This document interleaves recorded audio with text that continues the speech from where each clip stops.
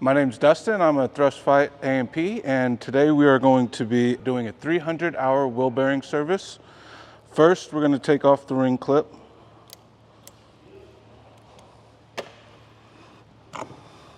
And here we have the bearing and the bearing races. We're going to inspect the bearing, clean it, inspect it very good, and inspect this part. We'll go over to the bath. Okay. What we have here is our cleaning place. What we're going to do is we're going to get all the grit and grime out of these first. Scrub real good.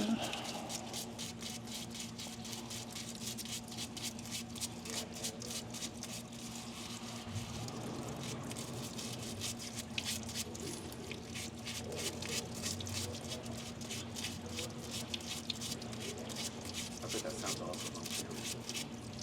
A little ASMR. Yeah.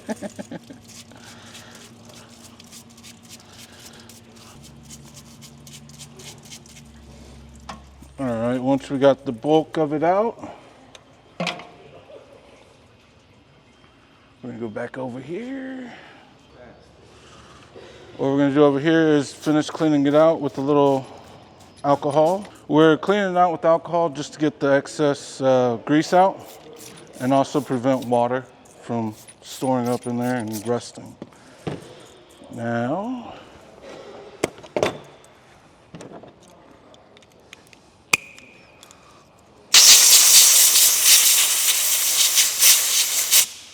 finish cleaning out the bearing. What we're looking for is big pieces of metal, grit, any scratches. And here on the bearings, we're going to be looking at the bearings to see if they're scorching, which there is. See, the dark lines in the middle are going to be the scorching, which means the bearing is going to be a little too tight. We're looking for movement to see if it's free movement and not sticking in any areas. We're going to look and make sure it's not oblonged or anything, any bad wear.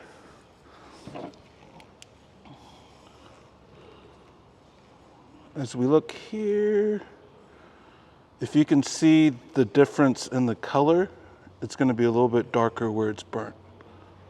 They're not too bad. They'll make it. If the bearings are really dark, which means it was tightened a little bit too hard, we end up changing them just to prevent any other wearing or them failing at any point in time. We're also going to look in here at these, they're called races, bearing races. We're going to look for scoring, any deep marks, scratch marks. We're going to feel to see if it's any ridges.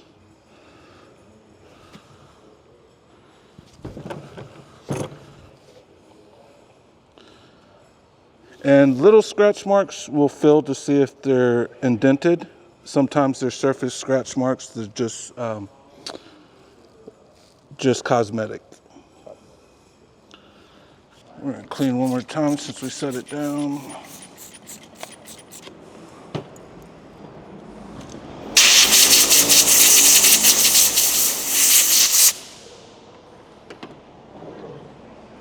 Once everything is cleaned and inspected, we're going to pack the bearings with grease.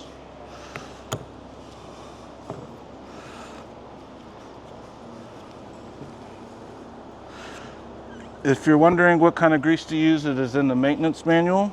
We use Mobile 28.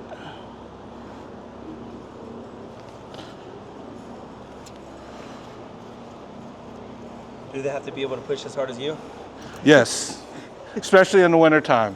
It gets cold. Yeah, we're all good to go. Okay, what we're doing now is we're packing grease into these bearings. We want the grease packed very tight, so we use this machine to press. We're going to get a good seal with the grease. Make sure water's not able to leak in through these seals. Clean it up a little bit to make sure it's not slinging grease everywhere. We're going to do a thin layer on this outside.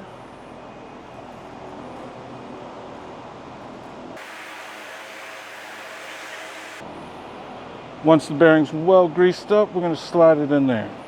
Next, we have the grease seal. We're gonna put a little grease in here to make sure water doesn't get in, and it seals really good.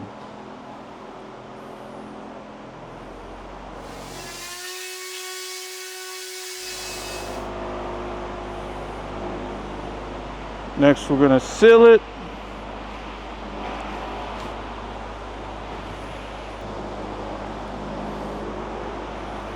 Last step is to put the snap ring into the groove and ensure that it's in there good. Wipe off and we're done. Lastly, we're gonna clean up our excess grease. It can get messy. Flip over and repeat the process. One thing I'd like to highlight on this is inspection of the bearings to ensure that there are no debris in the bearings. A lot of times these bearings will have a piece of sand or something very little that turns into a big disaster. So we're going to do the inspection very well, and everything else is fairly easy. The packing, the sealing of the grease, you want to ensure no water goes in. But the inspection of the bearing in the race is very important because one small thing can end up being a big disaster. That concludes our 300-hour wheel bearing service, and always resort to your maintenance manuals for anything you're going to do. This task is usually performed after 300 hours of flight service and when necessary, when changing the tire or taking the wheel off the rim.